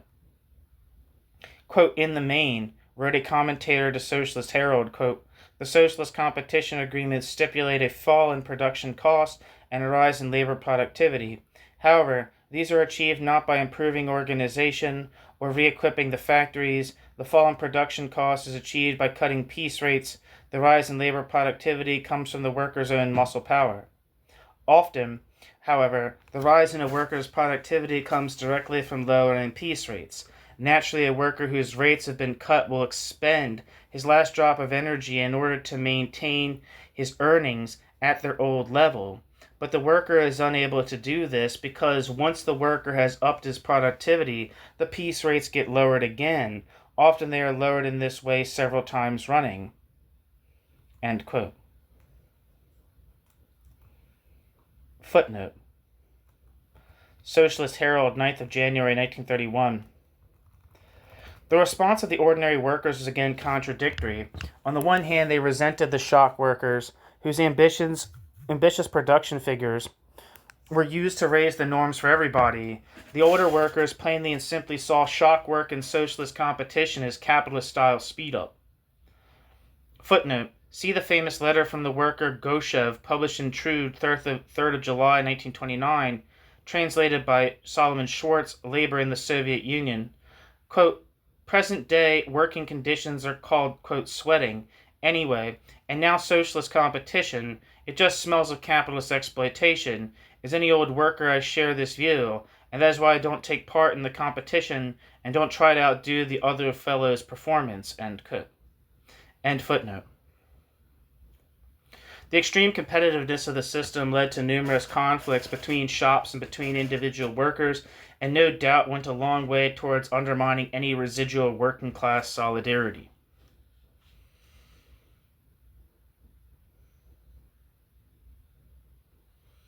On the other hand, economic conditions created strong pressures for ordinary workers to become shock workers themselves. It would be a mistake totally to discount the degree to which idealism and genuine enthusiasm for, quote, socialist construction led many young workers to become udarniki. But the simple fact was that unless a worker fulfilled the norms, he or she could not live. Footnote. It would be wrong to overestimate this enthusiasm as well. Aside from the fact that many, if not most, shock workers were compelled to join the movement out of economic necessity, the figures were grossly falsified and often meaningless, as a trade union audit of the shock work and socialist movements, carried out in the spring of 1930, showed. Many shock workers left the movement soon after enlisting. At other enterprises, the administration claimed more shock workers than it actually had workers. According to one of the auditors reporting on the situation at a mine in the Donbass, quote, we observed scenes like the following. The chairman of the production commission goes up to a worker and asks him, quote, do you want to sign up to be a shock worker, end quote. And the worker signs. Frequently, a worker will drop in and find out he's a shock worker. Find out if he's a shock worker or not. He'll come and ask, quote, am I an udarnik, end quote. Meanwhile, the pit committee of this colliery officially reports that it has 2,008 shock workers. But what is the total workforce? No one knows. Sometimes they say 2,000, sometimes 2,300, sometimes 2,500. See M. Putikov, The Shock Work Movement at the Start of the Decisive Year of the Five-Year Plan, published in Vопроsi Truda, 1930. End footnote.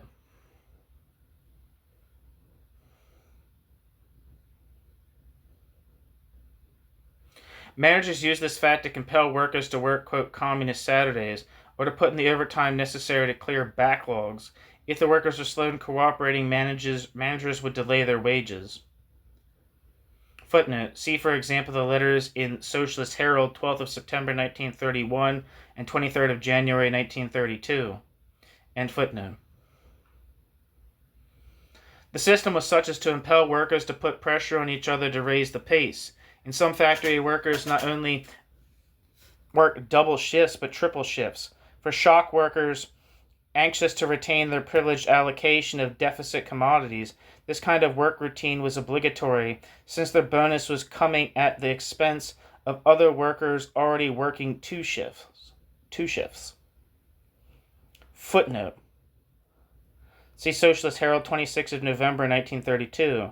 According to the above quoted report from Mark Kinoy, quote, as a rule, a worker or salaried employee cannot live on his own earnings. To make ends meet somehow, they often work in two places. Officially, of course, overtime is forbidden, but there is no ban on hiring temporary workers. Here, just to exist, even with difficulty, workers and salaried employees will work first in their main enterprises and then somewhere else as a, quote, temporary worker.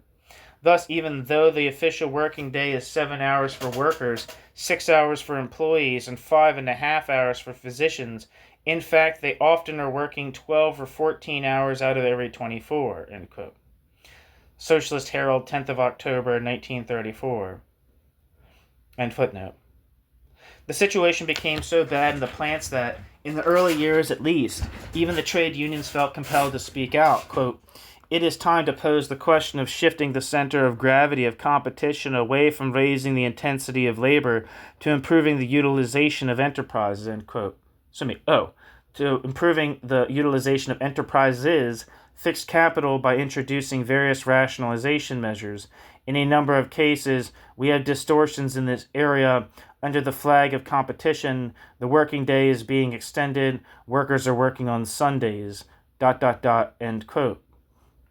Footnote, speech by Akulov to the expanded plenum of the All-Union Central Council of Trade Unions, Trude, 25th of July, 1929, quoted in Solomon Schwartz. The article is titled The Self-Exposure of, quote, Socialist Competition, published in Socialist Herald, 19th of August, 1929, end footnote. Quote, all available data point to the fact that serious difficulties are being created in the enterprises for the further successful development of competition. Often we see poor supply of materials, stoppage in raw materials, deliveries, deterioration of labor protection, the violation of labor legislation, poor organization of labor, etc. End quote.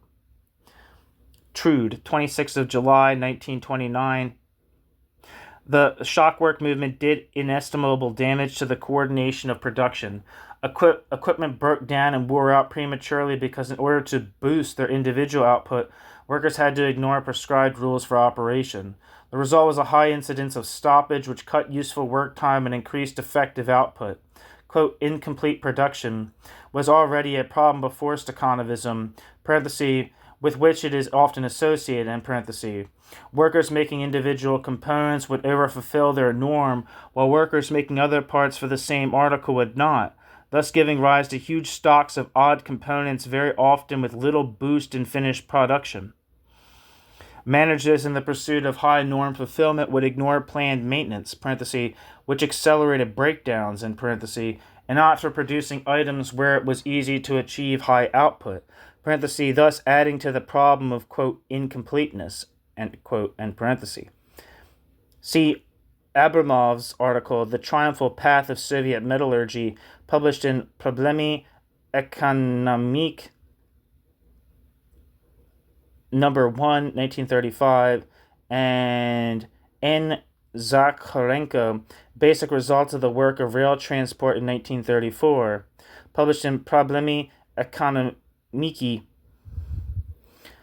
number 1, 1935, and S. Stepanov, Ways and Means of Raising the Productivity of Labor in Agricultural Machine Building, published in Vопроsi Povdvizhenia, 1934, for a vivid description of how the process actually worked on the shop floor. See Smith. End footnote.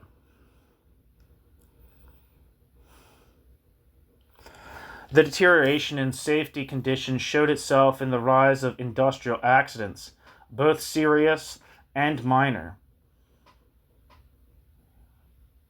Footnote. The economic cost of industrial accidents did not go unnoticed. At the 5 factories comprising the Dormash Obedneni Road and Locomobile Engineering Association, days lost due to illness, parenthesis, primarily from accidents, end parenthesis, in 1932 were 2.5 times the days lost because of truancy. See B. Buchanevich's article on the question of sources of raising labor productivity in the second 5-year plan, published in Vопроsi Truda, 1933. For other references on the rise in industrial traumatism during the first 5-year plan, see F. Kalyuzhny, The Struggle with Traumatism and Enterprise in the North Caucasian Krai, published in Vопроsi Truda, 1931, and S. Ove, Leading Out from the, quote, Power of Labor Factory, published in Vопроsi Truda, 1932. End footnote. As with housing and other amenities, allocations to rectify poor industrial hygiene and install safety devices were only partially spent, not least because the regime was often late in releasing the funds. When funds were spent, they often went on the least important items, which could be quickly installed and would therefore boost figures for, quote, realizing the plan for technical safety. Footnote. See M. Solomonov, The Problem of Safety Measures, 1931. End footnote.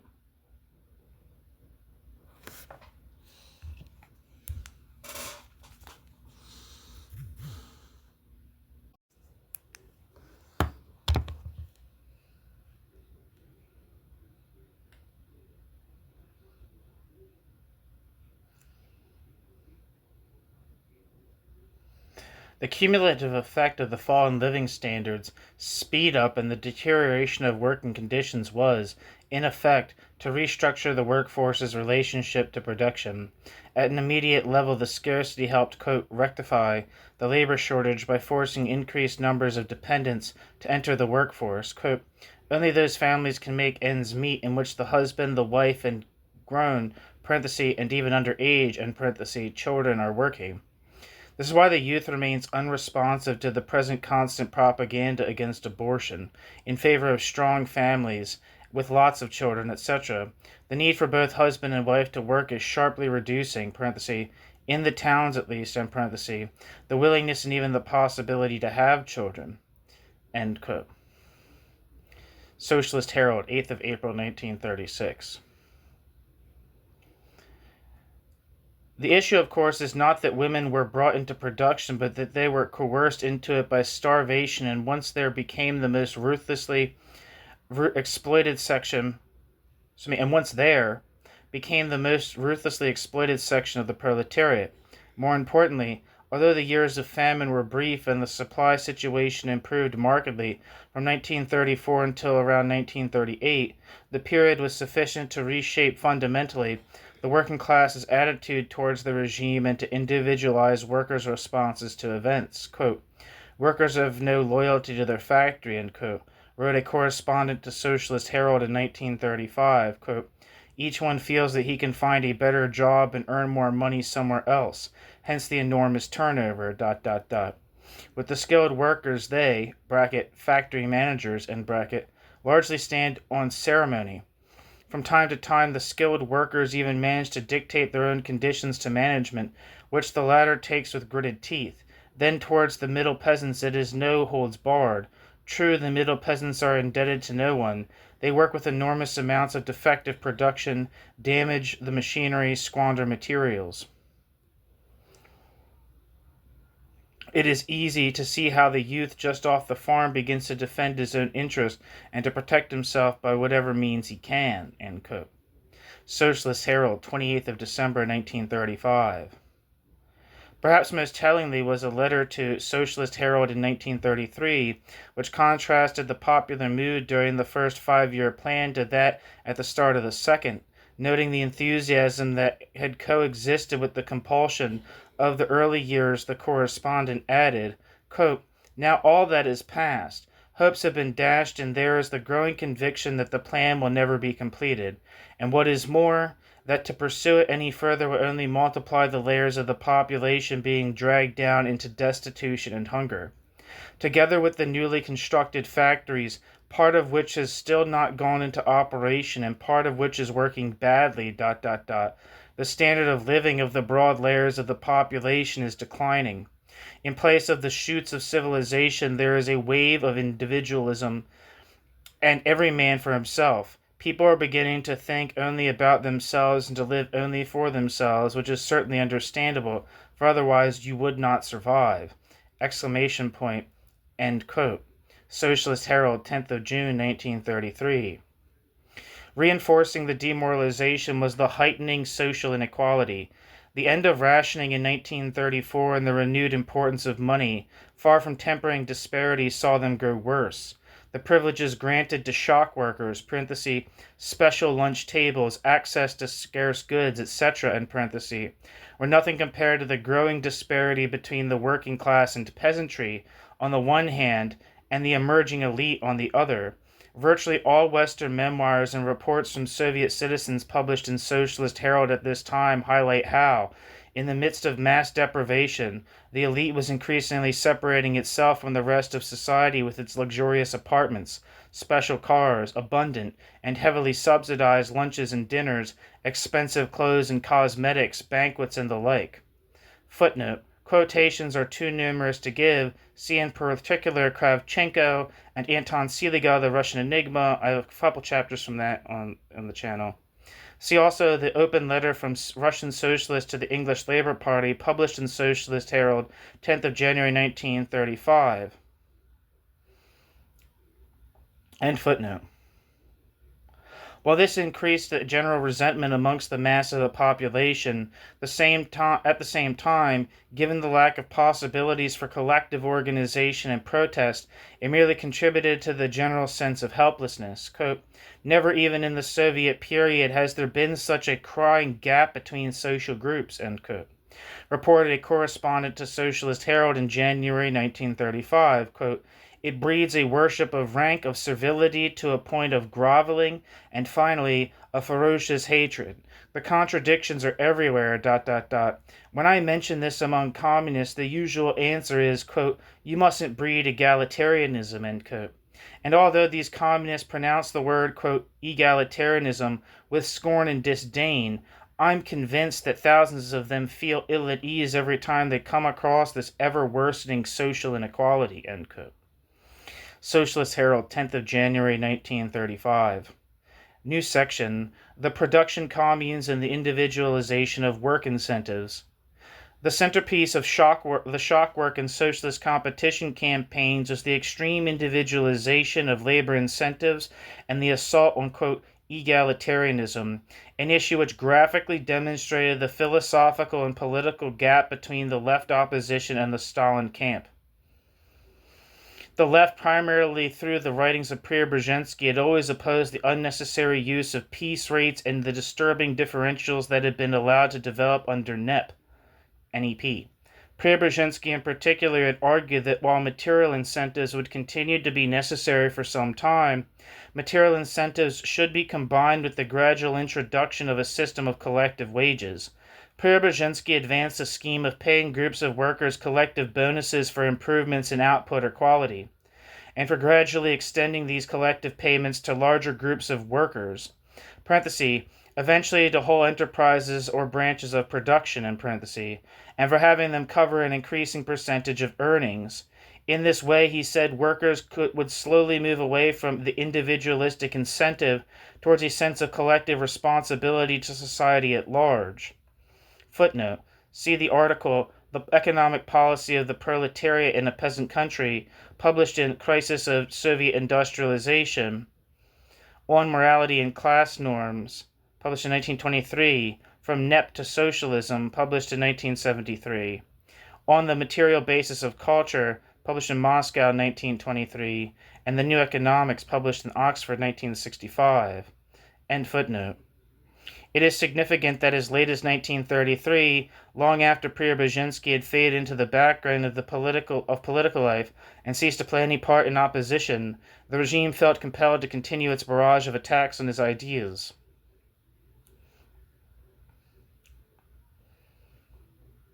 Footnote. See K. Varin, The Struggle for the Marxist Principle of Paying Labor, published in Vопроsi Prof. Dvizhenia, number 4, 1934. Preobrazhensky, together with Trotsky, had been a consistent object of attack for his theory of wages from 1931 onwards. Opposition to piece rates came even from amongst those loyal to the regime, including, not surprisingly, managers. An extremely interesting figure was the labor economist A. Moxon, who attacked piece rates as a major cause of labor turnover and intra-enterprise dysfunctions. Quote, even where norm setting is very well done, piece rates are accompanied by a significant fluctuation in the actual output and corresponding earnings of the workers.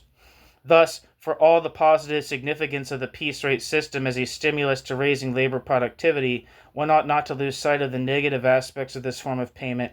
At a certain stage in the organization of production, piece rates become an obstacle to raising labor productivity. An obstacle to raising labor productivity, end quote.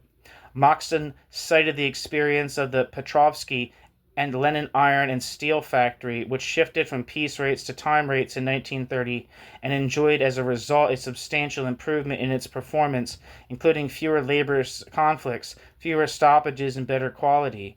A. Moxon's article, From Piece Rates to Time Rates for Paying Labor in Iron and Steel, Vопроsi Truda, 1931.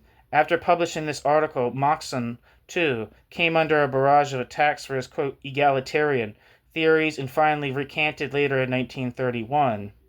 End footnote.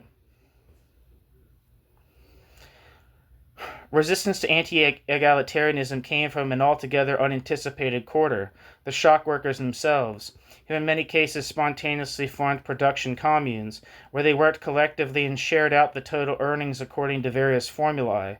Quote, There can be no debate that young workers very often participate in udarnichetstvo out of socialist enthusiasm and a striving for social rather than personal well-being, end quote. Read a report in Socialist Herald in 1929. Quote, such sentiments have created a pull towards the collectivization of labor, where shock workers join together in a labor commune, where they work together and share out the general wage equally among the members. It is characteristic that these collectivist ... sentiments have provoked the greatest alarm among the communist chiefs. At the recent Congress of Shock Workers, Kuibyshev from VSNKH, Schwernick from the All-Union Central Council of Trade Unions, and Segal from the Komsomol Central Committee all warned the shock workers against the collectivist, quote, deviation, end quote. End quote. Footnote, letter from Stranick, Shock Work, published in Socialist Herald, 21st of December, 1929. End footnote. An internal document of the All-Union Central Council of Trade Unions dated 1930 gave a detailed analysis of the communes and considered them in quite a different light. Quote, despite the patchiness of the forms of the communes and collectives, it is possible to divide them according to the composition of their participants and the system by which they share out wages. Quote, 1. Collectives which bring together people of identical or different skills and divide the entire wage up equally, proportionately to the amount of time worked, parenthesis, a variant of this form is where the division of wages takes account of dependence, end parenthesis. 2. Collectives of workers of different skills which divide up the basic wage according to skill grades and any additional earnings equally.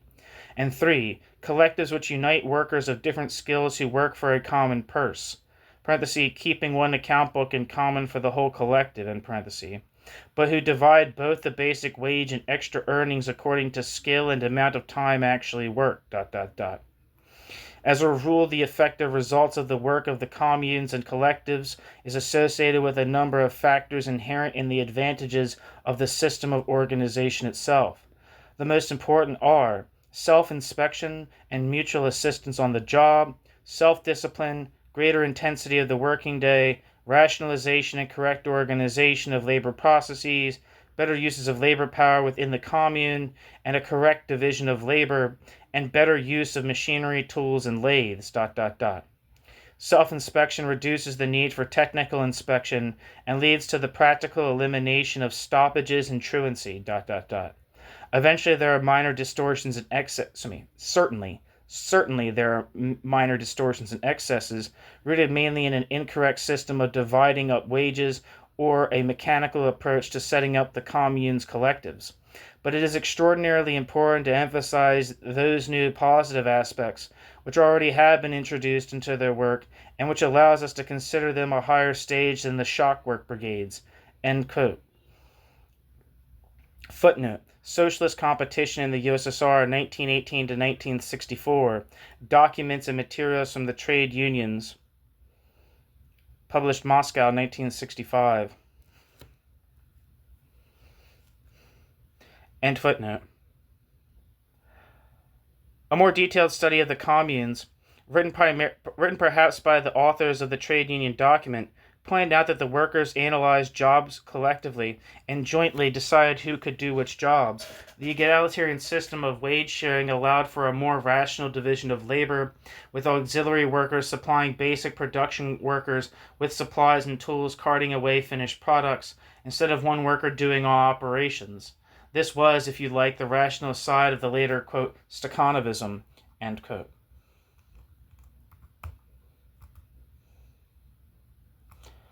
Footnote, see Zoromsky, The Production Collectives, A New Form of Labor Organization, published in Vопроsi Truda, 1930. This article contains verbatim many of the passages in the trade union document.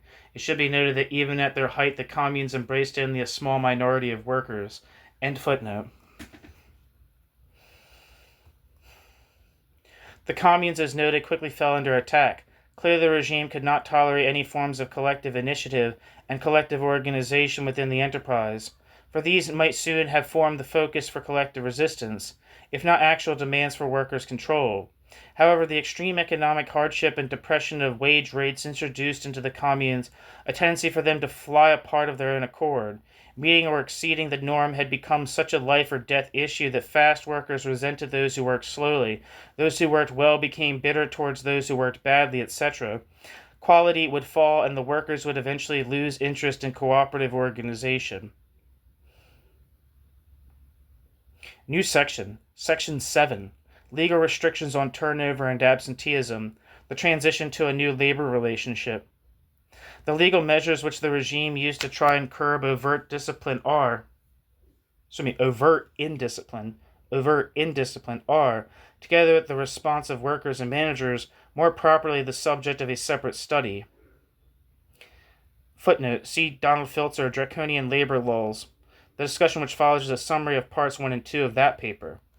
End footnote. Nevertheless, we must mention them here, both to round out the picture of how the elite attempted to gain control over the industrial situation, and because they epitomize the contradictory nature of this early period. Up until October 1930, the regime had moved quite gingerly in attempting to impose sanctions against job changers and truants.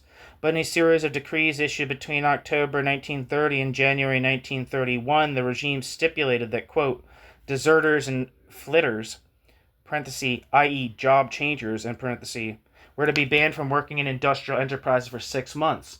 Enterprise heads who tried to hold on to workers transferred by higher economic organs to other enterprises were to face criminal penalties, as were workers who evaded such transfer. Footnote. On the railways, the labor shortage was causing such bottlenecks that on January 16, 1931, the People's Commissariat of Labor ordered all non-transport enterprises employing former transport workers to deliver them to the transport industry. Former workers were to report for assignment within 5 days. Violators of labor discipline in transport were to be subject to criminal penalties of up to 10 years in prison, with capital punishment for serious offenses. Published in Izvestia, 18th of January 1931. Accidents and breakdowns on the railways very often led to long terms of imprisonment for those involved, and it is noteworthy that such cases represent the majority of labor discipline cases reported in the Procuracy Journal during the 1930s. End footnote. Managers who tried to hold on to workers by raising wages or who poached workers from other firms were also liable to criminal action. At the same time, the decree of the 20th of October 1930 established a series of privileges for shock workers and workers with records of long uninterrupted service at their place of work. A decree of the All-Union Central Council of Trade Unions of January 1931 tried the payment of temporary disability benefits to a worker's membership. A decree of the All-Union Central Council of Trade Unions of January 1931 tied the payment of temporary disability benefits to a worker's membership in the trade unions and length of service at his or her enterprise. The most noteworthy thing about this series of laws is that it did not work. Turnover continued unabated, as did absenteeism, a problem not addressed by these decrees, largely because the pressures to change jobs, together with the loopholes by which workers and managers could evade sanctions, rendered them largely unenforceable. Finally, in a decree of November 15, 1932, implemented by an instruction from the People's Commissariat of Labor dated November 26, 1932, the authorities added to the 6-month ban on job changers, a provision managers continue to ignore, by ordering automatic dismissal for truants, confiscation of the latter's ration card, and immediate eviction from enterprise-owned housing. In July 1933, this was extended to include eviction from housing cooperatives that had allotted the worker dwelling space under contract with the employer. At a time of famine and general scarcity, this was indeed the most serious stricture the regime could impose. Yet the evidence suggests that those managers and workers who chose to get around it could find ways of doing so. Nevertheless, both turnover and absenteeism dropped sharply after 1933, although in absolute terms turnover remained high throughout the decade. At about 1 job change per year per worker, the average is deceiving since the pattern varied widely from industry to industry. The situation does not seem to have improved until June 1940, when the regime abandoned the use of simple sanctions and actually criminalized job changing and truancy. Even then, however, circumvention was both possible and extensive. Already during the first 5-year plan, the picture of worker-manager relations was beginning to change. For all the disruptions that absenteeism might have caused, it was little compared to the economic costs of poor use of work time, low-quality output, and waste of materials and energy. Footnote. This is noted as early as 1929-30. See A. Putyatin, The Employment of Labor Power in Industry in Moscow Oblast in 1929/30, published in Vопроsi Truda in 1931. For a detailed discussion of Soviet workers' poor use of work time from the mid-1930s onwards, see my unpublished paper, The Formation of Modern Soviet Production Relations Under Stalin, the Example of the Use of Work Time, presented to the West European Conference on Soviet Industry and the Working Class in the Interwar Years, University of Birmingham, June 1981, for a discussion of managerial concessions over wages and output norms. See my article, Some Features of the Changing Relationship Between Soviet Workers and Managers During the 1930s, unpublished discussion paper, Center for Russian and East European Studies, University of Birmingham. End footnote.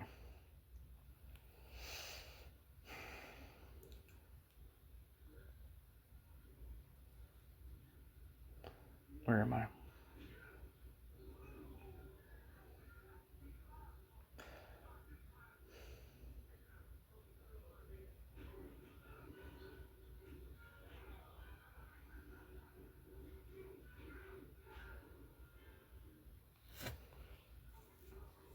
As the supply situation eased in the mid-1930s, as the new factories started at the beginning of the first 5-year plan gradually began to go into operation, albeit well behind schedule, and as the industrial mechanism began to function without the constant threat of imminent collapse, the nature of manager-worker relations also changed.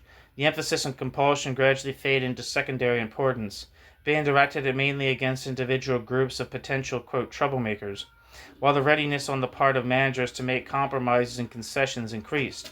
Such a shift was by no means due to sudden changes in the sympathies of factory managers, but rather to the new structured position in which both managers and workers found themselves. The only way in which managers could achieve any degree of predictability at all was to maintain peace on the shop floor. Regularity, even if it meant inefficiency and enormous waste of resources, was the key to any manager's success and upward mobility in the system. Managers began deliberately to hold work norms down and to make it easier for the enterprise to meet its plan. Managers also colluded with workers in hiding violations of discipline, e.g. by post factum authorization of unauthorized truancy, granting false sick notes, etc.